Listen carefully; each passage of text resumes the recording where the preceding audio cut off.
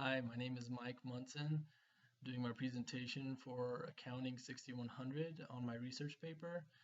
The topic I chose was budgetary slack. And so what I did my research on was what are the good and bad consequences of having budgetary slack within a company. Um, Traditionally, budgetary slack has received, negative connotations when coupled with a company in the budget, but I also wanted to see if perhaps there were some positive side effects to it. Um, so I started off looking, what causes budgetary slack. Um, and obviously in today's world, things are very competitive. Companies are continually trying to improve and tighten things down, whether cutting expenses or things like that. And this puts a lot of pressure on managers to constantly be improving. Um, and finally they get to the point where they feel like they can't improve anymore, so they start to cut corners and they overestimate expenses or underestimate income and create slack within the budget so that they can more easily meet the goals um, and not be scrutinized. Um, and if the company ties their compensation to how well they met the budget goals, it creates an incentive to falsify that information and be compensated accordingly.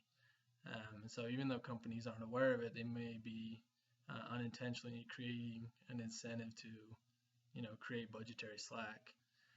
Uh, so once budgetary slack exists in a company, some of the negative consequences, obviously it's very inefficient.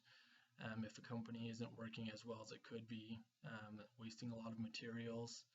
Um, and also, when you think about it, if budgetary slack is discovered within a company, there becomes trust and loyalty issues. Is this manager just looking out for themselves and not thinking about the well-being of the company? Should they be where they are? Do they need to be replaced? It just brings up a lot of different issues while being very inefficient. However, it could be positive if used in the right way.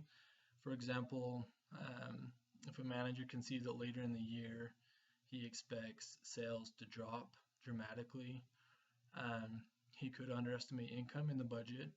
And when the time comes, if sales do drop, then he stays within budget and the rest of the departments stay within budget as well. However, there are a couple of things that must accompany that decision to make it beneficial. First off, it needs to be transparent.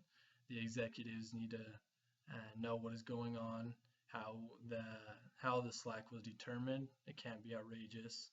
And if that is the case, that if both parties are aware of the slack in the budget, then it could be a positive thing.